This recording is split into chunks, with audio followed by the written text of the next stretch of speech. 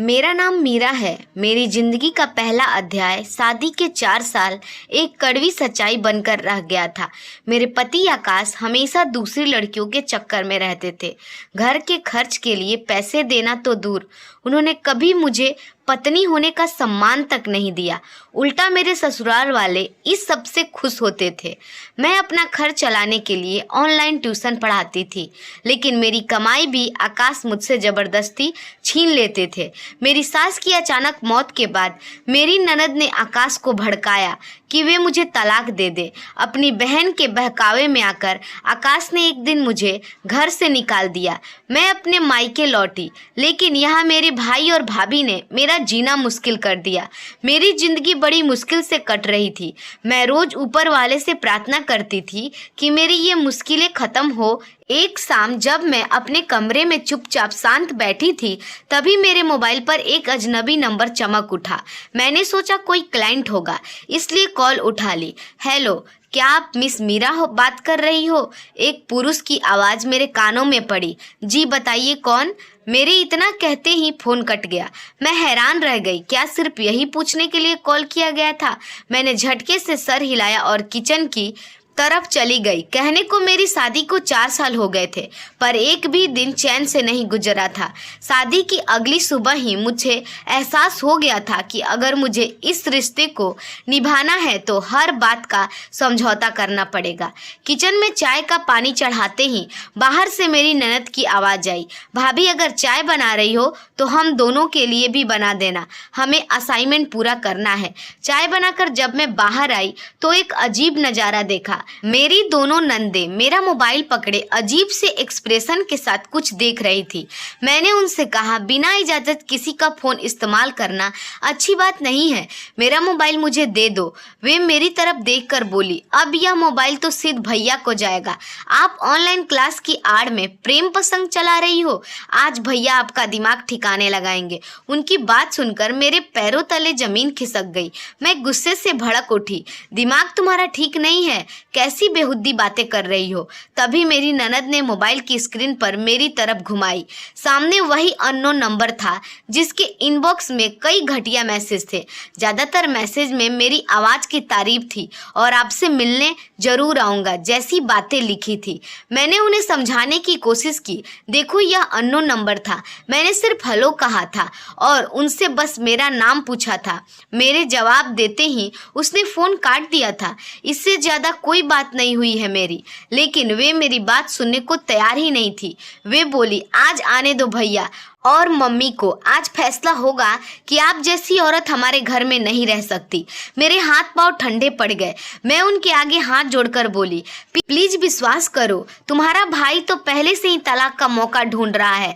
मेरा घर बर्बाद करके तुम्हें क्या मिलेगा?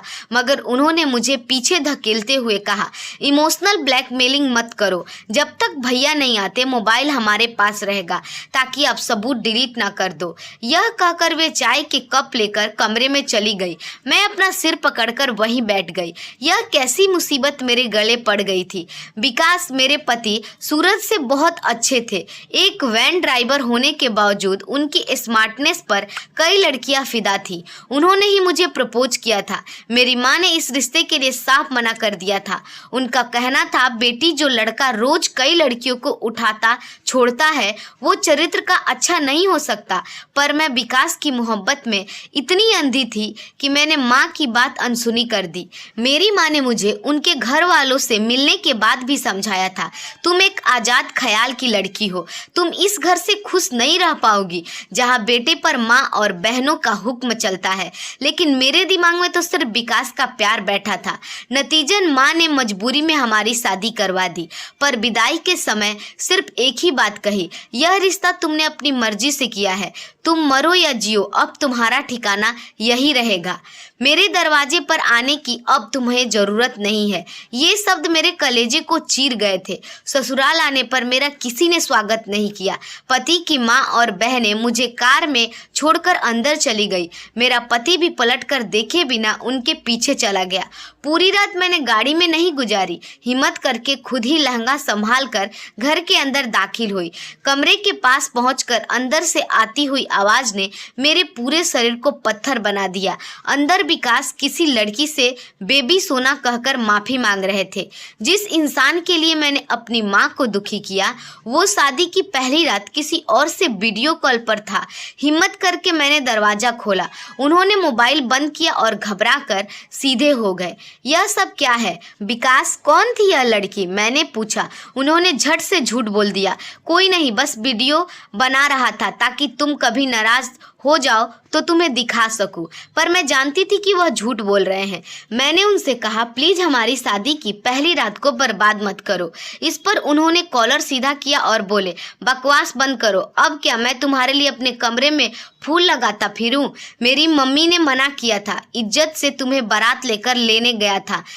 अब फिजूल खर्ची करके माँ और बहनों के सामने शर्मिंदगी नहीं होऊंगा। यह कहकर वो वॉशरूम में चले गए और चुपचाप मैं बिस्तर पर बैठ गई। मेरी आंखों में नमी थी। फिर मैंने कांपते हाथों से उनका मोबाइल उठाया। व्हाट्सएप खोलते ही मेरे बदन से पसीना बहने लगे। उसमें 4 लड़कियों को आई लव यू के मैसेज भेजे गए थे। अभी मैं तीसरी प्रोफाइल खोलती कि वॉशरूम का दरवाजा खुला। उन्होंने मेरे हाथ से मोबाइल झपटे हुए कहा तमीज नहीं है तुम्हें? इंसान की कुछ प्राइवेसी भी होती है।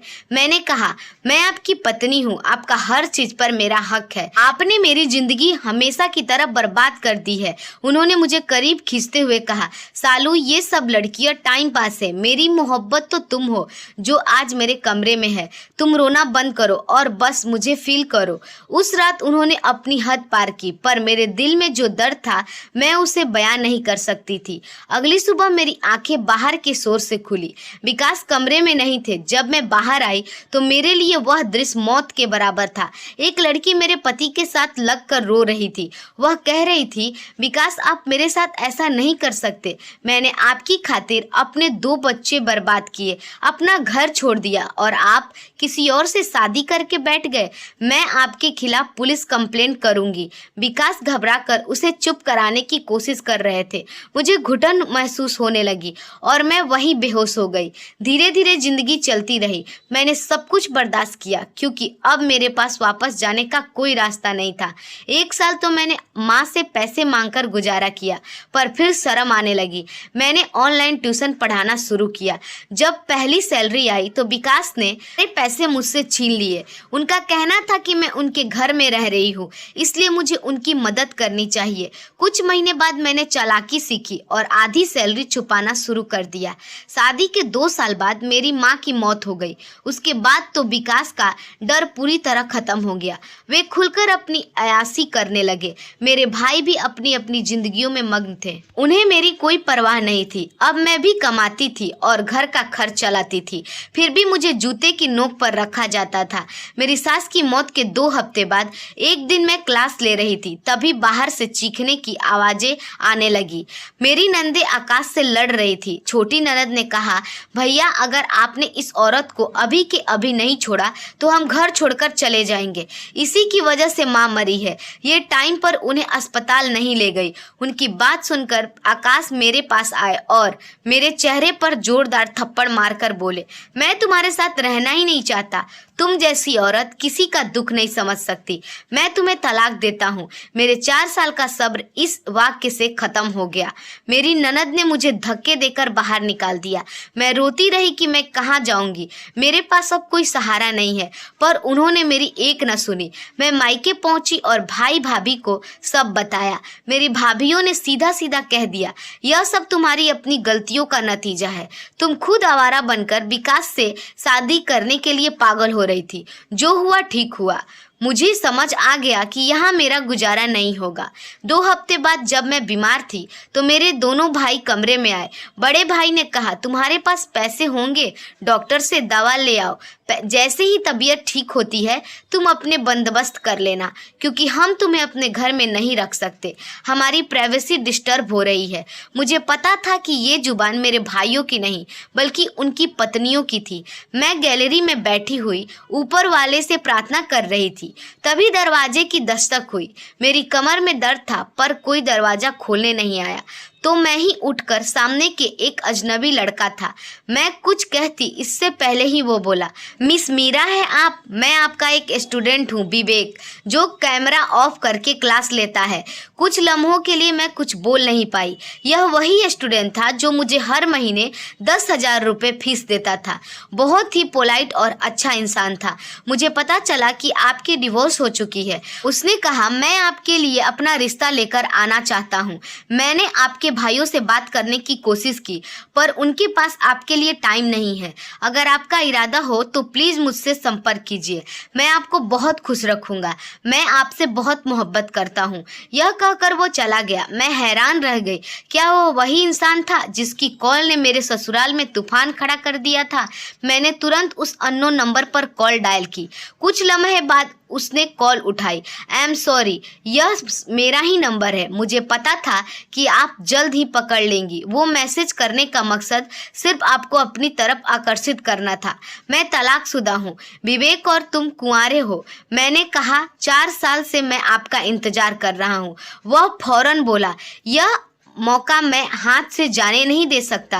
मैं आपको बहुत पसंद करता हूँ। कॉलेज में आपके प्रोफेसर का बेटा हूँ। आपकी शादी के बाद जब पता चला कि आप ट्यूशन पढ़ाना चाहती है तो मैंने सिर्फ आपकी आवाज़ सुनने के खातिर आपसे ट्यूशन पढ़ा। प्लीज़ मुझे इनकार मत कीजिए। मैं आपको बहुत खुश रखूँगा। तुम्हें मेरी ज़िंदगी के बारे में सब कुछ पता है? कैसे? मैंने पूछा। कुछ पल चुप रहने के बाद वह बोला, जिसे मोहब्बत की जाती है उनकी हर खबर भी रखी जाती है। यह कहकर उसने फ़ोन काट दिया। कुछ दिनों बाद मेरी तबीयत ठीक हुई और विवेक अपने माता पिता के साथ मेरे यहाँ रिश्ते लेकर आया। मुझे हैरानी थी कि ये ट्यूशन क्लासेस मेरे लिए इतनी फ़ायदेमंद साबित होंगी। कहते हैं कि जो लोग सब्र करते हैं ऊपर वाला उन्हें उसका फल जरूर देता है। मेरा फल मुझे विवेक के रूप में मिला, जिसने मेरी पूरी किस्मत बदल रख दी। लोग कहते हैं कि चमत्कार नहीं होते, मगर मैं कहती हूँ जब भगवान चाहे तो चमत्कार भी हो सकते हैं। ऊपर वाला सब्र करने वाले के साथ हमेशा रहता है। मेरी जिंदगी अब विवेक के साथ खुशहाल से गुजर रही है। मैं चाहती हूँ कि जिस तरह मेरी परेशान जिंदगी के हालात बदले, उसी तरह हर बेटी की परेशान जिंदगी के हालात खुशहाली में बदल जाएं और हर घर की बेटी खुश और सलामत रहे। दोस्तों, उम्मीद है आपको हमारी कहानी अच्छी लगी होगी। अगर हमारी कहानी आपको अच्छी लगी हो तो हमारे वीडियो को लाइक और चैनल को सब्सक्राइब जरूर कीजिएगा। धन्यवाद।